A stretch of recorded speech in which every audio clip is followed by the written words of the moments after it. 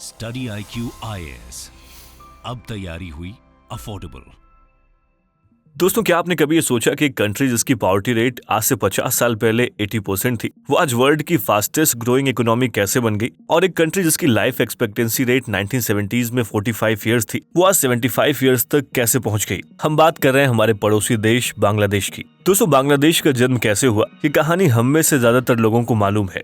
1971 में जब ईस्ट पाकिस्तान बांग्लादेश बना, देखा जाए तो उस टाइम पर एक बहुत ही पावरिस्ट कंट्री था। ये देश के हर सोशल प्रॉब्लम जैसे कि पॉवर्टी, अनएम्प्लॉयमेंट और मैटरनल मोर्टेलिटी जैसी चीजों से ग्रसित था, और इसे ठीक करने की जिम्मेदारी थी उस समय की तत्कालीन गवर्नमेंट की, जिसे न सिर्फ बांग्लादेश गवर्नमेंट ने ठीक किया बल्कि सीक्रेटली साउथ एशिया की रिचेस्ट कंट्री बनने की दिशा में भी आगे बढ़ रही है। स्वागत है आप सभी का स्टडी IQ में। अनुराग पांडे नाम है हमारा, और आज के इस वीडियो में हम 50 साल के भीतर हुए बांग्लादेश के ट्रांसफॉर्मेशन और उसकी remarkable journey and developing nation बनने की कहानी को समझने वाले हैं।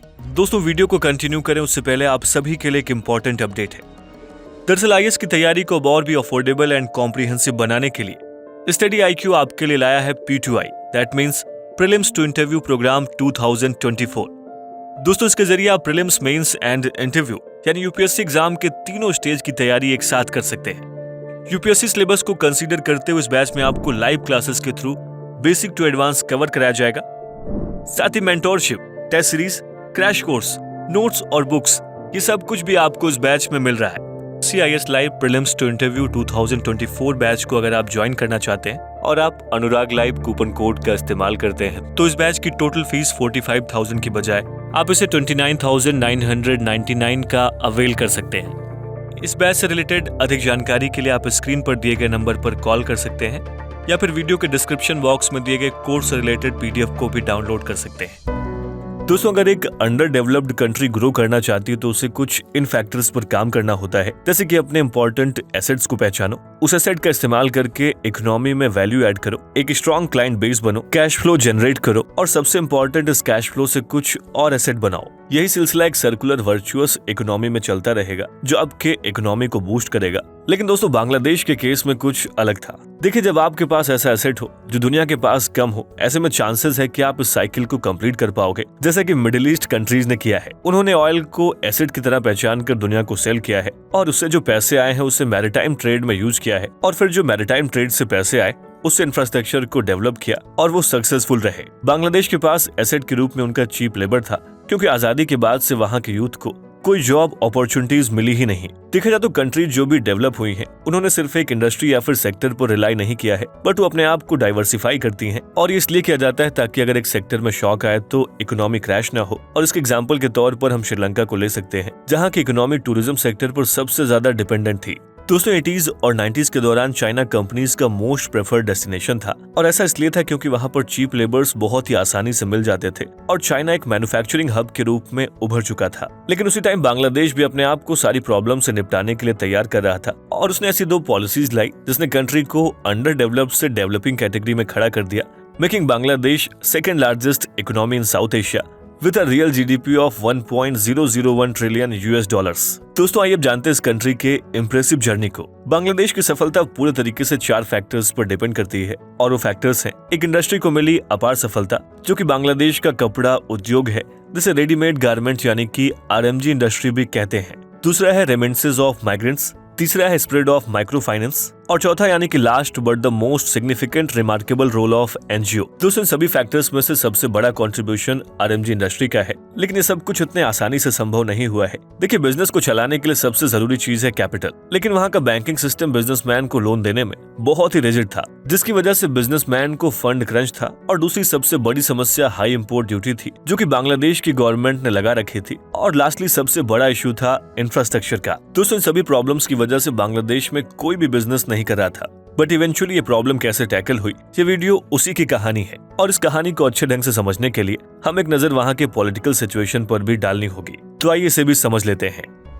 दोस्तों, बांग्लादेश की आजादी में आवामी लीग की एक सक्रिय भूमिका रही, जिसके लीडर थे शेख मुजीबुर रहमान। आजादी के बाद बांग्लादेश को रिबिल्ड करके एक नई व्यवस्था को बनाने का काम अब उनकी पार्टी और उनके हाथों में थी। बांग्लादेश जो भी जस्ट वॉर के बाद रिबॉर्न हुआ था, बहुत ही छोटे छोटे फैक्शंस और पॉकेट्स में डिवाइडेड था, हर एक पॉकेट अपना पॉलिटिकल पावर एस्टैब्लिश करने में लगी हुई थी और इस वजह से उस समय की आवामी लीग गवर्नमेंट ने काबिलियत और मेरिट को दरकिनार रखते हुए गवर्नमेंट सर्विसेज में अपने वफादार को भरना शुरू कर दिया, जो बाद में बहुत ही घातक साबित हुआ। दोस्तों, आजादी के टाइम पर जो जमीन थी वो कुछ रसूखदार लोगों की थी, जो पिछले 24 साल से चले आ रहे शासन का नमूना था। मुजीबुर गवर्नमेंट ने सबसे पहले 700 फर्म्स को नेशनलाइज कर दिया और अपने पार्टी सपोर्टर्स और लॉयलिस्ट को इसके हवाले कर दिया, जिन्हें ना तो इंडस्ट्री स्पेसिफिक जानकारी थी और ना ही बिजनेस चलाने का नॉलेज। और इसका परिणाम ये हुआ कि आने वाले कुछ सालों में 92% इंडस्ट्रीज नेशनलाइज थी और प्राइवेट बिजनेसमैन टैक्स और ड्यूटी से ओवरबर्डन।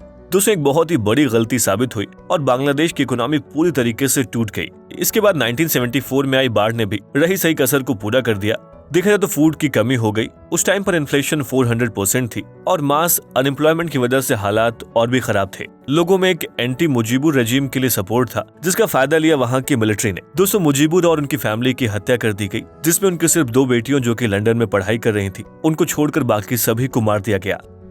बहुत सारे कूज और काउंटर कूज के बाद मिलिट्री जनरल जियाउर रहमान ने 1977 में अपना पद संभाला। उनका सबसे पहला काम फॉरेन इन्वेस्टमेंट को बांग्लादेश की ओर अट्रैक्ट करना था। बहुत सारी वेस्टर्न कंट्रीज बांग्लादेश को फॉरेन एड देने के लिए तैयार थी, बस उनकी एक शर्त थी और वो शर्त ये थी कि बांग्लादेश को अपनी इकोनॉमी को लिबरलाइज करना होगा, जिसे जियाउर रहमान ने मान लिया। दोस्तों, देखा जाए तो बांग्लादेश को मैसिव एड मिले और बांग्लादेश की इकोनॉमी ने इम्प्रूव करना शुरू कर दिया और सबसे ज्यादा इम्प्रूवमेंट एग्रीकल्चर सेक्टर में देखने को मिला। लेकिन 1980s तक आते आते जियाउर रहमान ने फर्दर इकोनॉमिक इम्प्रूवमेंट करने से मना कर दिया और दोस्तों धीरे धीरे फिर से सिचुएशन खराब होना शुरू हो गई। इसका रिजल्ट ये रहा कि बांग्लादेश ने अगले कुछ सालों में 21 कूच देखे और लास्ट कूच सक्सेसफुल भी रहा। दोस्तों, army chief of staff Hussain Muhammad Ershad ने 1983 में नई सरकार बनाई। इरशाद ने हालांकि अथॉरिटेरियन और स्ट्रॉन्ग डिक्टेटरशिप रोल निभाया, लेकिन इकोनॉमिक रिफॉर्म्स को वापस से शुरू किया और इसका सबसे बड़ा अचीवमेंट 450 एकड़ में एक्सपोर्ट प्रोसेसिंग जोन का एस्टेब्लिशमेंट है। इन सब के अलावा इरशाद गवर्नमेंट की एक बड़ी ही अलग अचीवमेंट है,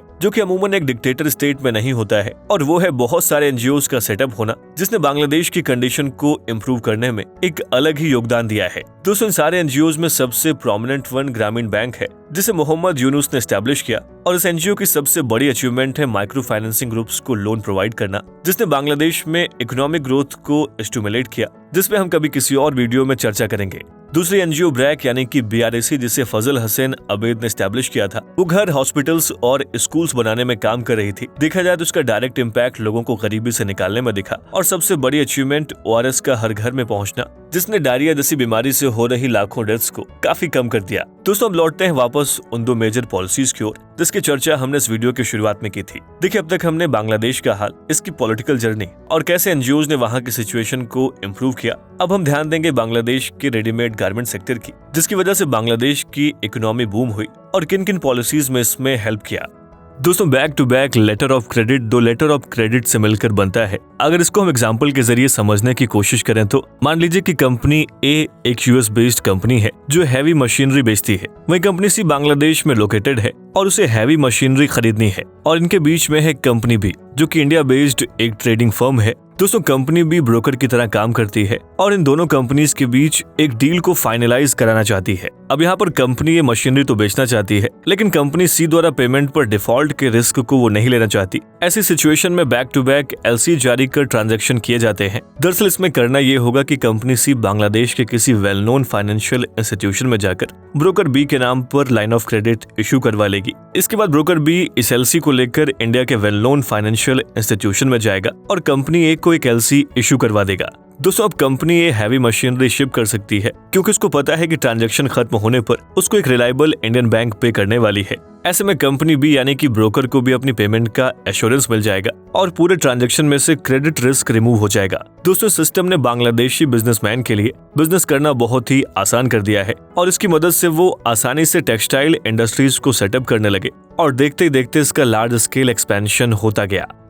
अब दूसरी प्रॉब्लम थी हैवी इंपोर्ट ड्यूटी की, जिसकी वजह से ट्रेड उतना प्रॉफिटेबल नहीं था जितना कि होना चाहिए था। लेकिन गवर्नमेंट के लिए ड्यूटी फ्री करना एक मेजर चंक ऑफ इनकम को छोड़ना था, जिसके लिए कोई गवर्नमेंट तैयार नहीं होगी। इसका सॉल्यूशन था एक और पॉलिसी, यानी कि policy of duty drawback facilities through bonded warehouses. दोस्तों, इसका सिंपल मतलब ये है कि आपको अगर ड्यूटी फ्री इंपोर्ट चाहिए तो आपको अपना माल उस गोडाउन में रखना होगा, जिसका यूज सिर्फ और सिर्फ एक्सपोर्ट के लिए किया जाएगा।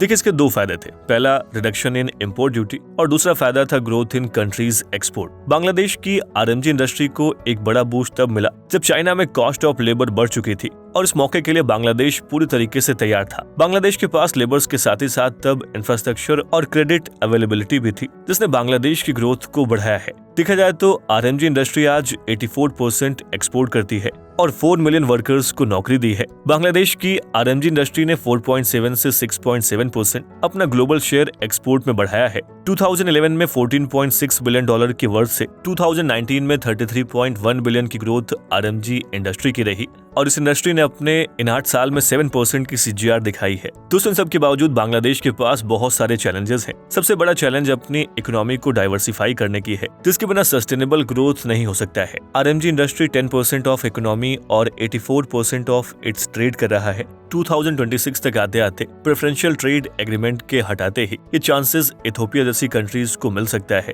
दूसरी समस्या एनवायरमेंटल कंसर्न की भी है। बांग्लादेश ने अपनी इकोनॉमिक जर्नी में अपने एनवायरमेंट को सबसे ज्यादा नुकसान पहुंचाया है और उस पर ग्लोबल वार्मिंग का खतरा सबसे अधिक है। 2013 में हुए राना प्लाजा फैक्ट्री फायर और ताजरीन फैक्ट्री फायर वहां के डेंजरस कंडीशन के सबूत हैं। देखा जाए तो लोगों की हालत में अभी वैसा सुधार नहीं आया है जैसा कि एक्सपेक्टेड था और बांग्लादेश अपने पॉपुलेशन और रेफ्यूजी क्राइसिस से भी ग्रसित है। दूसरे इन सब के अलावा अर्बन माइग्रेशन भी बांग्लादेश के लिए एक बहुत बड़ी चुनौती है, क्योंकि एस्टिमेटेड है कि 2050 तक 45 million people already crowded city में जाकर बसेंगे। दोस्तों, बांग्लादेश के इस शानदार सफर में हमने बहुत कुछ सीखा और जाना है। इकोनॉमिक ग्रोथ किसी भी कंट्री के लिए इम्पोर्टेंट है, लेकिन उसके साथ ही जरूरी है सस्टेनेबल ग्रोथ, ताकि आने वाले सालों में जर्नी और भी रिमार्केबल हो सके। स्टडी IQ IAS, अब तैयारी हुई अफोर्डेबल।